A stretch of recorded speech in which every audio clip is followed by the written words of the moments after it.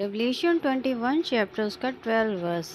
उसकी शर्पनाह बड़ी ऊंची थी और उसके 12 फाटक और फाटकों पर 12 स्वर्गदूत थे और उन फाटकों पर इज़राइलियों के 12 गोत्रों के नाम लिखे थे। ये एक दिलचस्प बात है कि यरूशलेम कलीसिया के विवरण का आरंभ शर्पनाह से किया गया है। अगर हम ये विवरण देते तो हम इसकी शुरुआत कैसे करते? शायद ऊंची मीनारों से, लेकिन पवित्र आत्मा शर्पनाह से शुरू करता है।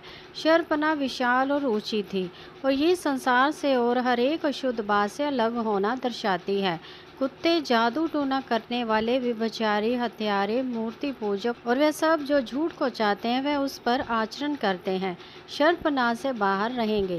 रेवलेशन 22 के 15 में, धन्य है वह जो आज भी कलीसिया के चारों ओर बड़ी और ऊंची शर्पनाह बनाते हैं, क्योंकि फिर लोगों के लिए उसे लांघ कर कलीसिया में आ जाना आसान नहीं होगा। उन्हें सकरे फाटक में से ही प्रवेश करना पड़ेगा, जो सुई के छेद के समान है। हमें ऐसे लोगों के लिए कलीसिया में प्रवेश करना आसान नहीं बना देना चाहिए, जो संसार और धन से प्रेम करते हैं और जो अपने पाप को छोड़कर कलीसिया का हिस्सा नहीं बनना चाहते। हमें ऐसे लोगों को सकरे फाटक की तरफ भेज देना चाहिए, वैसे ही जैसे यीशु ने उस धनवान युवा शासक के साथ किया था, जो खुदा से ज़्यादा धन से प्रेम करता था और फिर भी अनंत जीवन चाहता था। लेकिन जीवन की तरफ जाने वाला मार्ग सकरा है और थोड़े ही हैं जो उस मार्ग को पाते हैं। ऐसे प्रचारकों, किराए के मजदूरों के बड़े समूह हैं जिन्होंने द्वार को चौड़ा कर दिया है और शर्पनाह को नीचा कर दिया है कि लोग आसानी से कलीसिया में प्रवेश कर सकें। लेकिन ये उनकी कलीसिया है, वह कलीसिया नहीं जिसका निर्माण यीशु कर रहा है।